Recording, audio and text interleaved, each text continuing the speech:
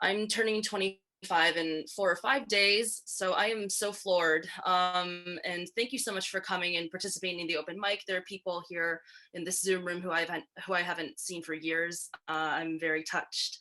Um, I remember that instead of reading my bio, the time that when I went to the Ugly Mug, Stephen, I think it was you flipped to the like dedication page of my book and read it out loud and said, I'm not going to read her bio. I think that the dedication page is all you pretty much need to know.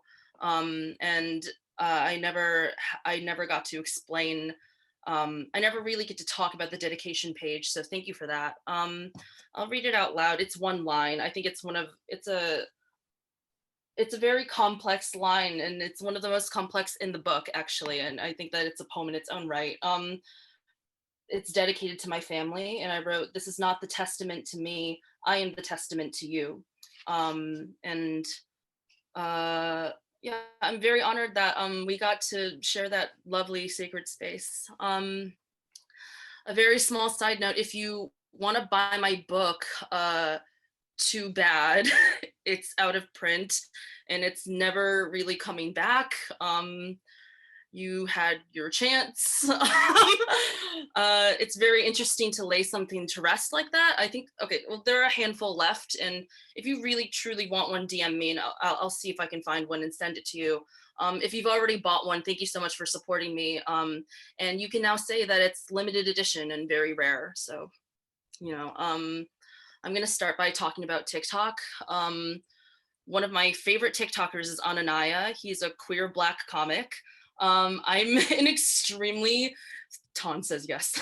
I'm an extremely enthusiastic purveyor of his art. He's very, very wise. And in one of his non-joke videos, he got really serious and impassioned. And he straight up just said, altruism is ghetto. He said, fuck altruism. Altruism is giving without the intention of receiving back, and that is ghetto as shit. You don't deserve that. It's a really good lesson, and it's not really a new idea. However, I did write an extremely unhinged poem after it, which I will now open the reading with. It's called After the Robbery. After the robbery, I hang my shoes on a rack, which is not a love story at all. Like most sick people, I fixate. All cars are psychosexual dreamboats. Thing is, I already know. The one I love is still in love with the part of me that causes me pain. No shoes can run me free from that. Get this. I used to love winning an argument, and now I just want someone to take me aside, explain that I'm young and don't know what I'm talking about. But then the robbery. That's a form of love, right? Choosing a person to chase. If I told you a man ran out of the Chinese restaurant and biked away, would you say the employees flew or fawned or flirted after him? Their running outsped by his pedaling, their mouths cracked into desperate wail. That's a love story. Dusk shrinking to fit us all. The robber, the employees, me. Our skins wetting the street lamp, shining blubber and salt. My Cantonese splitting tile. The staff yelling for help. Ma'am, ma'am, which is also Nan, Nan. That's my name. It shouldn't hurt to hear. I told someone I loved them, and then they said that doesn't help. My useless soul, a two-faced trap, my soul dead jealous of the robber. It hurt to watch someone get free, but I half rooted for him, the one people grasped at and never caught. They sprinted into dark to find him. I've always wanted someone to need me that bad.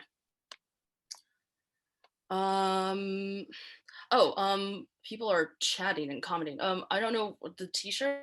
I got this from a stand. I'm so sorry. I think they're called Brooklyn Poets. I'm pretty sure you can order online. Maybe. The @ for the TikToker Ananaya. I think that's what Ton's asking. I'm pretty sure.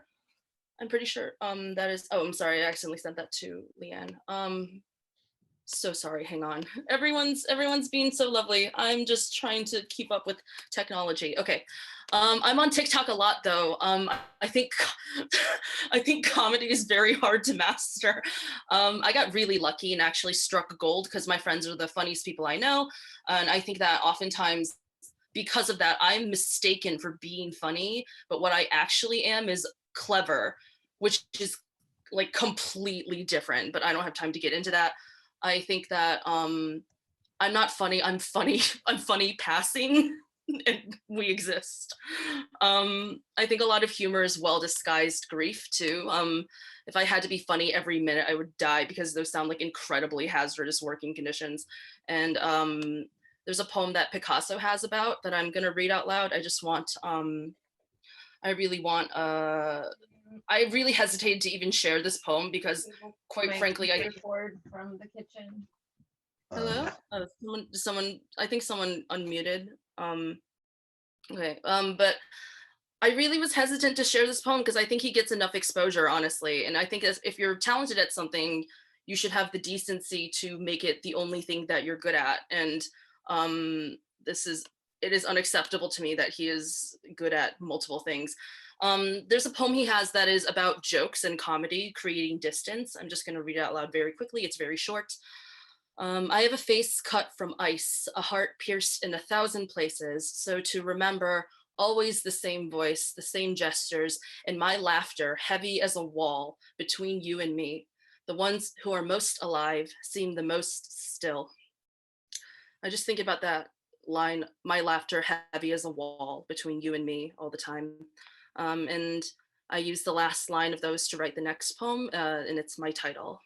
Okay, the ones who are most alive seem the most still. I lived in a year that did not love me. There are worse places to live. I chose the future. I chose dreams. I traced the character for fruit on my friend's shoulder, kissed it aglow. Brittle place, the future. But where do you think you live, and how do you think you got there? Can you afford to live there any longer? The last straw went something like thinking, I need the world to be the world again. Old me, who, if you think about it, is actually younger me, would start the day off by saying, you're not going to die. You're going to want to die very badly.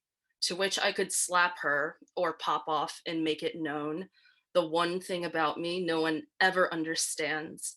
What I want is what I want, and not whatever gets to me first. Good morning. Hello, and oh my God, it will never be the world again. I held signs saying so.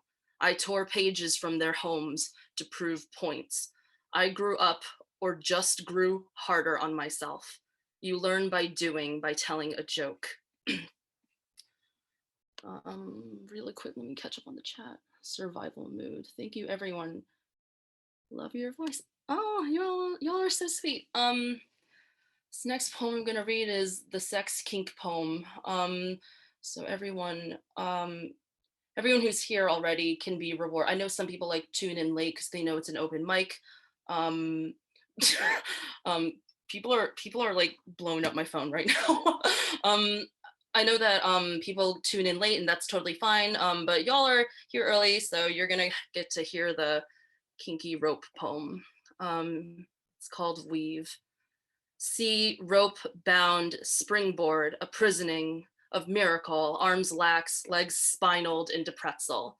My lover's bed always creaks. My lover doesn't need a bed when he loves me.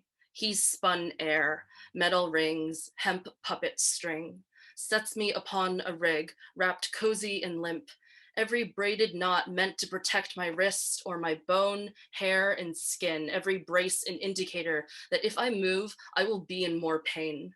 I watched a spider get webbed up and eaten alive by a smaller spider. Prey can mangle its partner and still trust, at least hurt, at least let the word pass through your head, restraint. Even suspended, I can't leave other people's eyes. Wonder what animals we must look like. You've got to gaze, use it, watch that beautiful body emptied of blood. You see his mouth, it's married to my skin. You see me struggle, see me hanging, that's effort. Watch us tumble bite to ruin his sheets, my torso skid on his, the damage that can be done, wanted and asked for, bruising that gloves can hide, icy when I get to press down, watch us negotiate for filth and what is all actually mine. I tell him, My body doesn't know how to writhe. A smaller spider eating away at the larger one's flesh. Pin me to the air and I do not move. Tie me to aether, the void. The only secret is to act like it, he says. And he means you gotta act like this is the first pain, like you've never been hurt before. Act like plaster walls knocked themselves silly and a basement was never built, like your skin suctioned every scar back inside, like you're born and raised here, but you're no one's daughter. His teeth knit lumps into my neck. You can shock yourself, with how good you have it.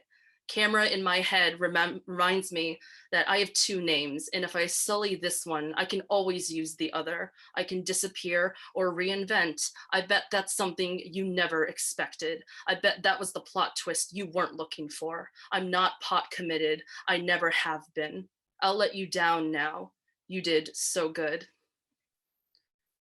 Um, do I have any more?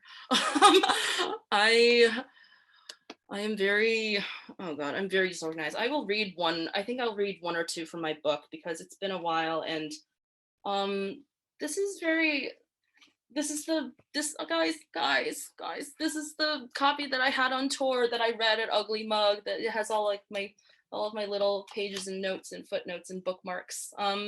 This is, oh, I'm so excited. I'm so happy to be here. Thank you.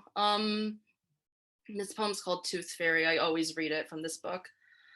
My skeleton is always grinning, even when I scream. White ridges stacked in an upturned curve, pearls strung up over a clavicle, teeth rotting, a science experiment. Seventh grade, the table next to me had white pearls shrinking in cola. This was a message. Remember, your body will not forgive you for hunger, for warmth escaping. There is a place called Wuxi, established in the Song Dynasty. All the fish in the river come out sweet because of some long forgotten legend. They sprinkle rock sugar in all their dishes until they are inedible to outsiders.